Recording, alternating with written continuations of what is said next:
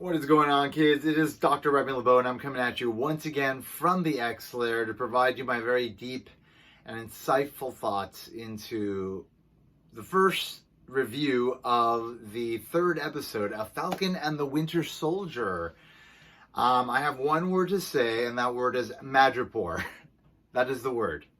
Madripoor. Now, for those of you that don't know, Madripoor is a fictional place that was depicted in this episode that is part of the Indonesian archipelago, I think I mentioned, which was originally introduced in the New Mutants, which is an X-Men comic book, which means that this is one of the first elements that are from the Fox X-Men universe that is finally being incorporated into the MCU, this version of the Marvel characters, which means that we have liftoff, folks. We have liftoff on finally expanding the MCU to include all the elements of Marvel as we have known them to become throughout the various decades that these stories have been told within the comic books. Like, the world that was built in those comic books is coming to life in an even bigger way than it already has. And this is the first sign of it. This is the first official sign. I mean, we sort of got a hint of it in WandaVision, obviously. I still believe that Quicksilver is Quicksilver from not the Marvel, not the Fox universe, but a version of Quicksilver from an alternate dimension or something of the sort. I believe that Wanda pulled him in. I believe that she did it inadvertently. And I believe that's going to open up a lot of doors to a lot of things. So that was the first unofficial sort of bringing in of an element from the sort of X-Men universe or even the Fantastic Four universe into this. And now we have the official confirmation. Madripoor is real. They mentioned it and then they fucking showed it. I was so excited when we get that first shot of them kind of like entering the city and you see the skyline in the background. It's all the like multicolored, like weird kind of, you know, just very specific way of representing that city, which is this like place of lawlessness, of just like criminals flourishing and like, and we actually got to see it and we actually went into it and the whole episode took place within it, which I thought was fucking awesome.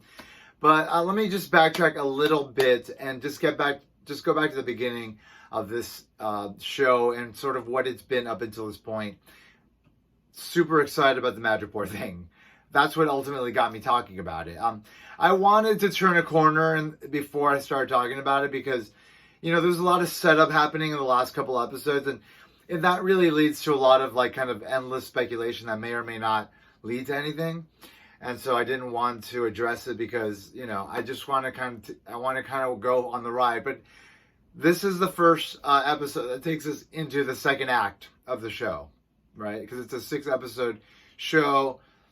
It's a movie basically in 3 acts. So this is the first episode of the second act, which now we find out that the super soldier serum has been duplicated. The guy that did it was blipped, came back, created 20 vials, is now dead. I forget how many of the super soldiers there are in the hand, which we now know to be a group with good intentions, but obviously ultimately we saw that the head woman was willing to be ruthless and destroyed a building full of people. And so there's obviously sort of a mixed approach there that's not completely legit.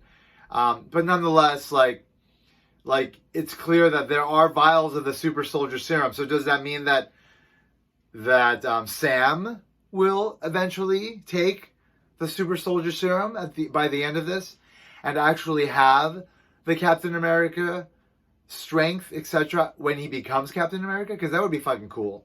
I like the idea of that, because in the comics, that's not the way it went down.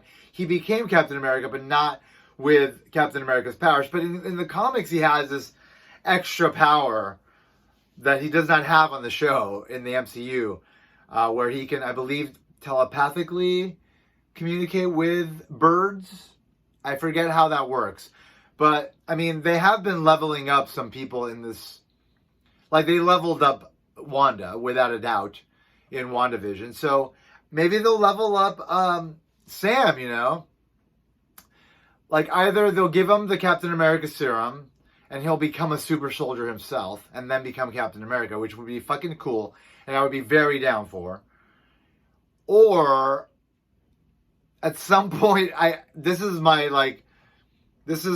unrealistic sort of like hope / prediction, is like some mystical force, not necessarily in this show, but at some point in the MCU, maybe in the Multiverse of Madness, will give Sam the ability to telepathically communicate with birds.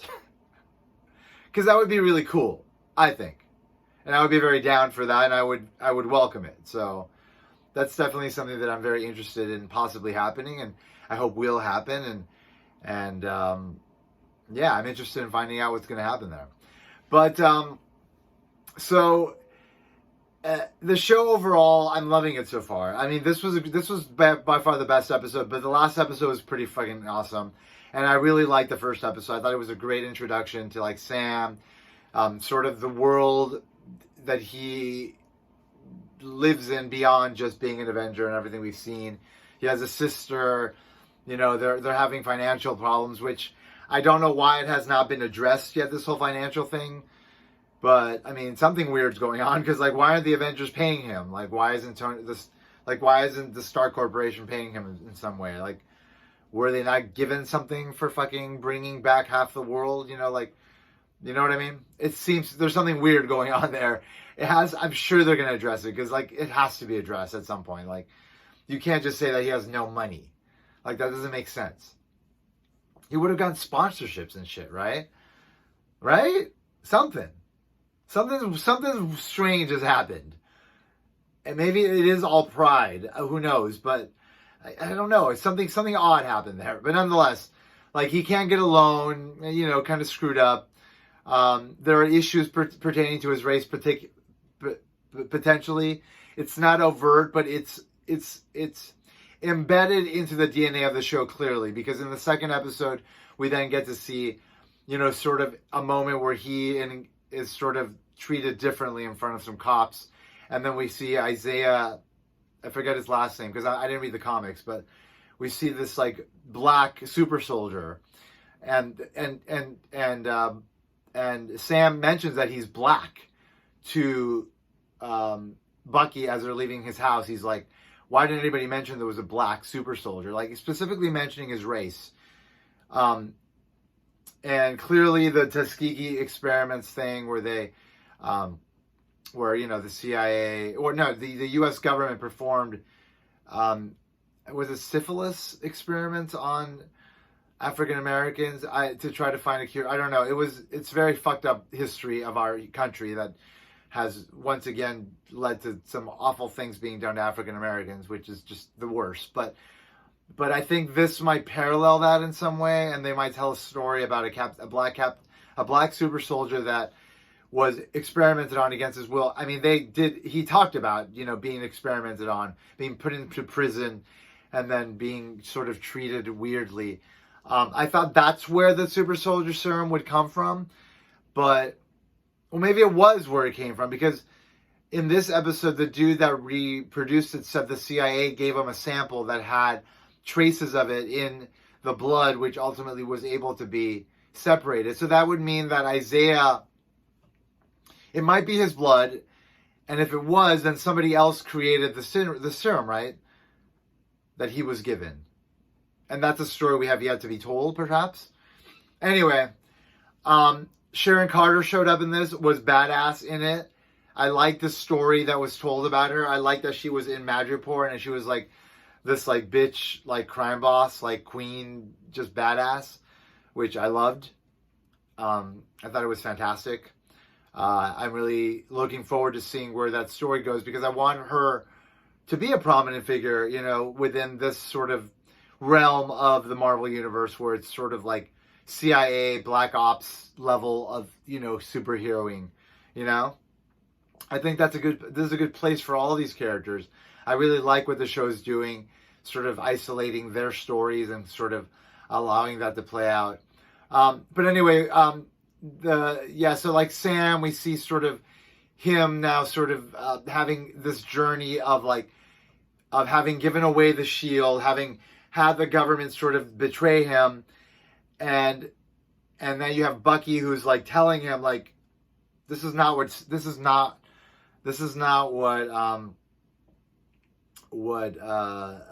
Jesus Christ, with Captain America wanted, you know? So like him being on this journey of sort of figuring out like, you know, like that he is Captain America. He is the one that that Cap wanted to become the next Captain America.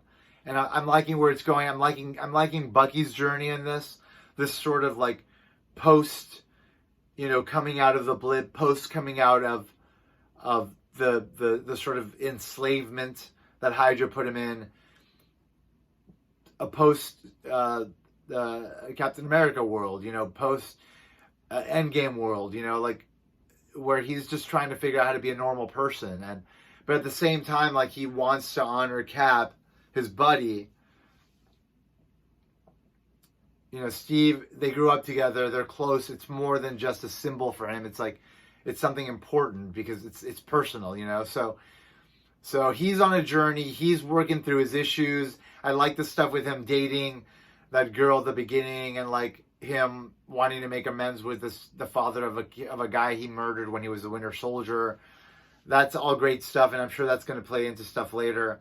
I love the action sequences that we had in the first episode and this one. I'm loving the diversity of the cast. I think it's fantastic.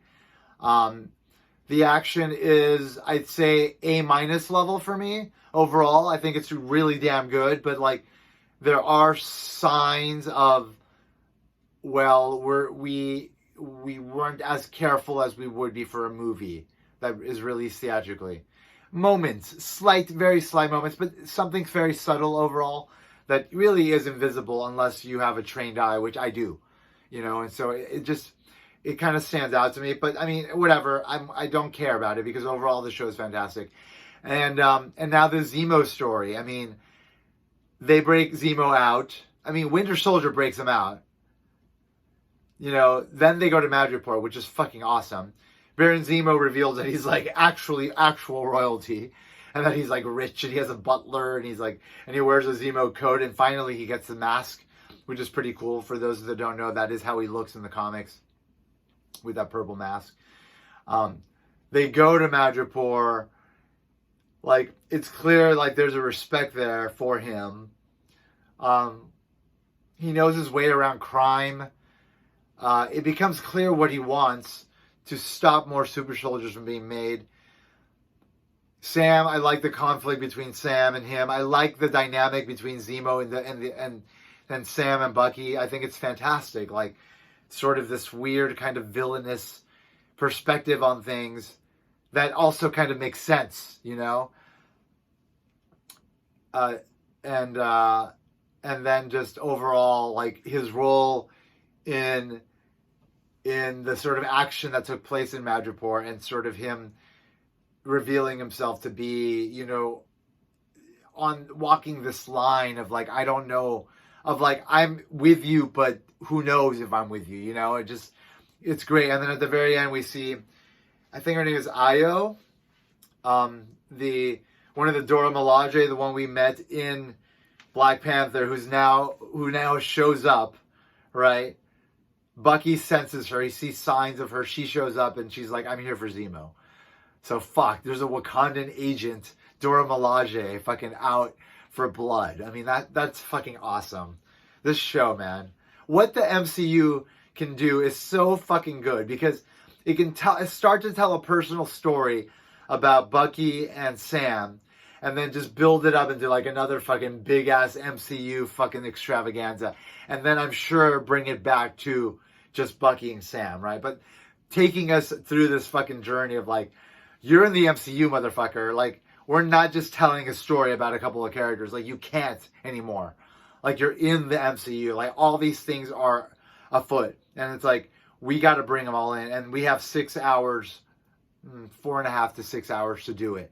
So let's fucking do it. And they're doing it. And it's fucking great. And I loved it. I love this episode. I love this show so far. I'm really excited. Madripoor. This is the first of the post-Fox merger elements that Marvel has actually incorporated into it. It's not just like something mentioned. Like, they designed Madripoor. They showed us Madripoor. And I'm sure people will say, well, maybe originally it was intended to be just like Singapore or some shit. Or like some other made-up place. But it's like, I don't believe that shit. Like, they started incorporating elements from the things that they purchased from Fox the minute they got it. And I'm sure even long before that. Kevin Feige is a fan of this shit. I'm sure he was geeking out with a fucking geek boner as big as the one we had when, if you know Madripoor, when we first fucking heard it and then actually saw it in this episode. Like, he had that same boner when he realized, I can make this Madripoor. And then he made it Madripoor. And that means that there's a lot of other things happening. We may even see Wolverine. I'm not saying we will, but like, we could actually, we left Madripoor already. I was saying we could have seen Wolverine as Patch, you know? Maybe, maybe not. That would have been weird. Because I'm not convinced that mutants exist in this universe yet. And the Multiverse of Madness is going to ultimately allow that to happen. So we'll see about that. But we're in Latvia. You know what Latvia sounds a lot like?